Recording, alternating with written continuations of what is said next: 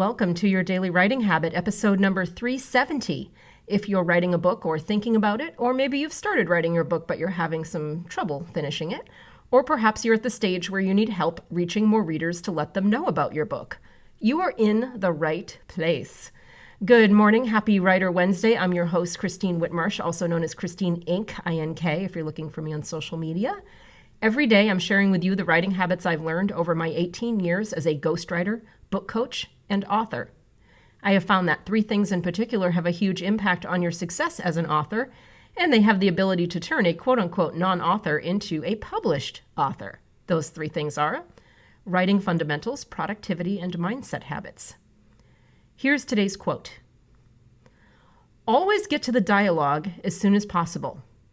I always feel the thing to go for is speed.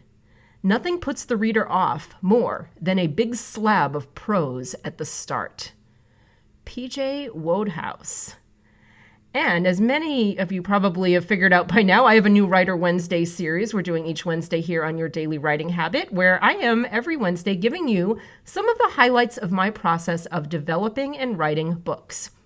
And the best news is I'm doing it in the most actionable way I can think of. So rather than giving you a ton of details and content that might be hard to consume, especially in the format of our kind of 5 to 7 minute daily show here, I'm simply going to pose 3 questions for each topic, either 3 questions or ideas, activities, tips, strategies, any kind of synonym you'd like to fill in there. So this is what I'm doing every Wednesday, and here we go. Here's today's piece of my process for developing and writing great books. Writing dialogue.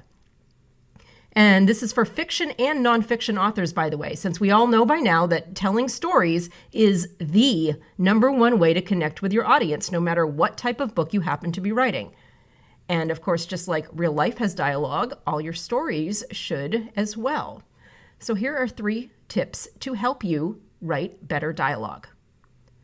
Number 1, and for me, this is the number 1 key to writing great dialogue, and to make the process of writing great dialogue as painless as possible, and that is knowing your characters. So if it's nonfiction, it's knowing how you want to portray yourself. For instance, if you're a memoir in the context of your book, or how you want to portray other people.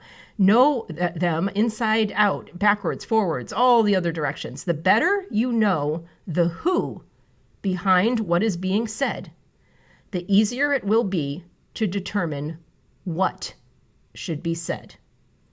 The better you understand the who, the easier it will be to write the what.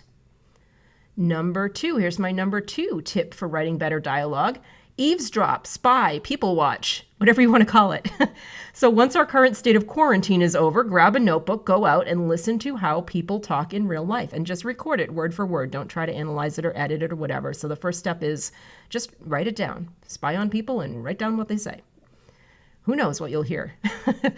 And number 3, in that same notebook, look at the things that you heard people say and try to figure out what they really meant to say. So this is where you're going to practice the art of subtext and subtleties. Because if books were written with dialogue that literally reflected how people talk, those scenes would be insanely boring.